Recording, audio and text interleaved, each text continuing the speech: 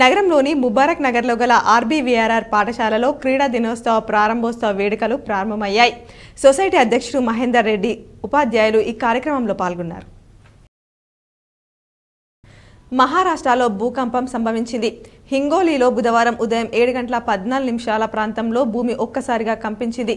Richter స్కేలుపై భూకంపం తీవ్రత 4.5గా నమోదైనట్లు national centre of seismology వెల్లడించింది. రాష్ట్ర ఆర్థిక రంగాన్ని సరిగ్గా నడపడం చేతకాని రేవంత్ సర్కార్ ఇప్పుడు నిధుల సమీకరణకు ఒక ప్రమాదకరమైన మార్గం ఎంచుకున్నదని బీఆర్ఎస్ వర్కింగ్ ప్రెసిడెంట్ కేటీఆర్ పేర్కొన్నారు. సీజనల్ వ్యాధుల నియంత్రణ చర్యల్లో భాగంగా జిల్లా స్థాయిలో కంట్రోల్ రూమ్ ఏర్పాటు చేయడం జరిగిందని కలెక్టర్ రాజీవ్ గాంధీ హనుమంత్ తెలిపారు.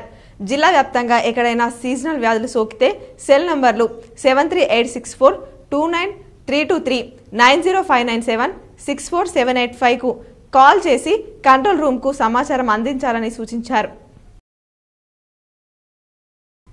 మాక్లూర్ మండలంలోని కొత్తపల్లి, ధర్మారం, డీకంపల్లి, సింగంపల్లి గ్రామాలను అదనపు కలెక్టర్ అంకిత్ సందర్శించారు. ఈ గ్రామాల్లోని నర్సరీ, వైకుంఠధామం, పార్క్, స్కూల్ భవనాలను పరిశీలించారు.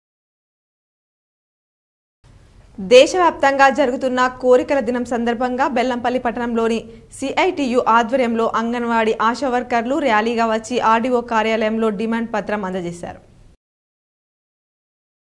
దూపల్లి గ్రామ పంచాయతీలో హరితహారంలో మొక్కలు నాటి ఇంటింటికి మండల ప్రత్యేక అధికారి వాజిద్ హుస్సేన్, ఎంపీడీఓ శ్రీనివాస్, మండల విద్యాశాఖ అధికారి గణేష్ రావు, ఎంపీఓ గౌస్ మొహినుద్దీన్ మొక్కలను పంపిణీ చేశారు.